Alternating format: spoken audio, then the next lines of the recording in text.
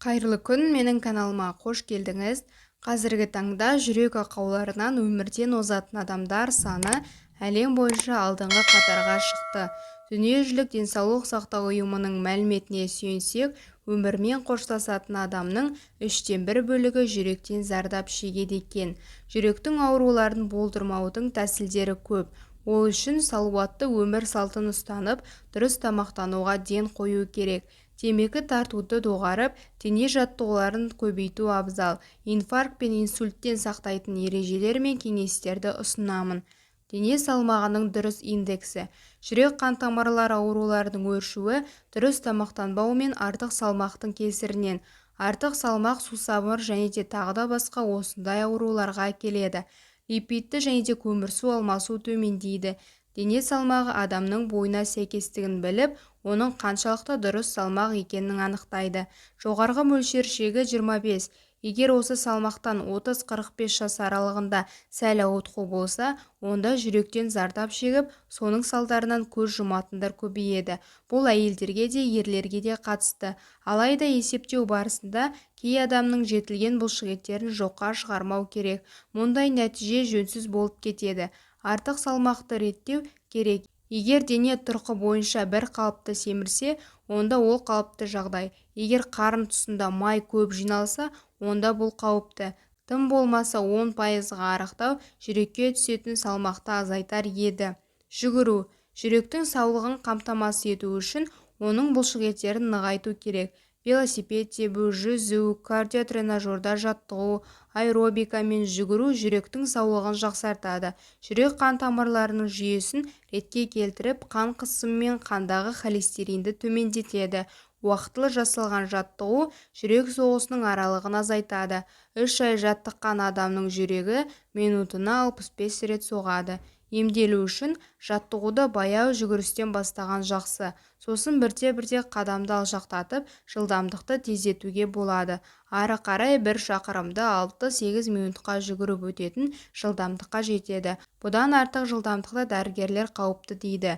Тез шаршаса, ентігу пайда болса, жүрек шымырлап ауырса, іш сыздаса, аяқ буындары болдырса, ақырын жүруге ауысу керек.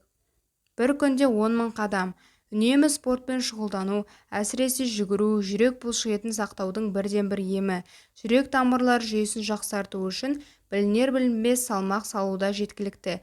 Ең тиімді әрі қарапайым тәсіл әртүрлі жылдамдықпен жүру. Жүру ми мен жүрекке қанның тез келуін қамтамасыз етеді.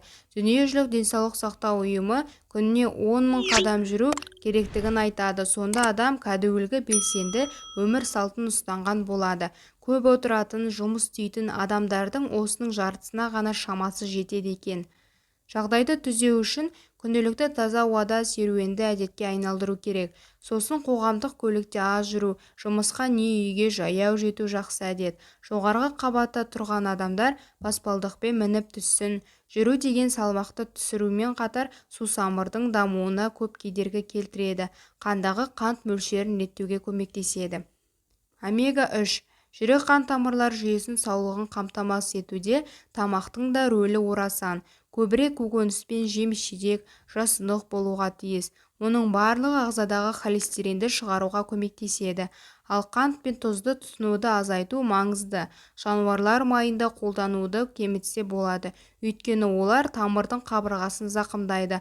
Ал омега-3 қышқылы бар жануарлар мен балық майлары тамырды сауықтырады, холестеринді азайтады, жүрек дерттерін болдырмайды. Сондықтан тамақ мәзіріне балық пен теңіз өнімдерін енгізіп отыру керек. Тәулігіне 1-2 грамм балық майын жеуді дәрігерлердің өзі де кеңес етеді. Темекі мен ішімдіктен бас тарту. Жүрек қан тамырлар жүйесін сауықтыруға, дерттердің алдын алуға темекі мен ішімдіктен бас тарту көп септігін тигізеді. Темекі түтіні тамырдағы тартылуды туғызады. Осындай дерттің салдары басқа да ауруларды дамытады. Темекі тартуды доғарған кезде тамыр сауығады. Бірнеше жылдан соң жүрек ауруынан мүлде айығып кетуі ықтимал. Ішімдік те сондай. Одан бас тартқан адам тез сауығады. Тым болмағанда мөлшерін біліп ішкен дұрыс. Қызыл шараптың бір бокалы бір күнге жеткілікті. Кез келген ішімдікте токсин бар. Ол жүрек пен тамырларға ауыртпалық салады. Оны көп ішкен адамның жүрегі тез сырқаттанады. Қалай болғанда да жүрек-қан тамыр аурулары адам өмірін ұрлайтын дерттердің бастапқы тізімінде тұр. Өйткені халықтың көбі ішеді, темекі тартады, денсаулыққа зиянын тигізеді, көп қимылдамайды, дұрыс тамақтанбайды, содан жүрек те әлсіз болады, сыр береді. Темекі мен фастфудтың зияны туралы көп айтылады, бірақ бәрібір оларға жарнама жасау тоқтаған емес. Сондықтан халық арасында дұрыс тамақтану мен жаттығу жасау деген құбылыстарды сәнге кіргізу керек. 3 жыл сайын халықтың жүрегін тұрақты түрде тексеруден өткізіп тұрған абзал. Әсіресе жасы келген адамдарға уақытылы дәрігерге қаралып тұру маңызды. Сонымен қатар бірқатар мамандық иелері қауіп төнетін топқа кіреді. Ұшқыштар, жүргізушілер, бортсеріктер, оларға жарты жыл сайын тексерілу міндет. Ақпарат ұнаса каналға тіркеліп, лайк басып, комментарий жаза кетіңіз.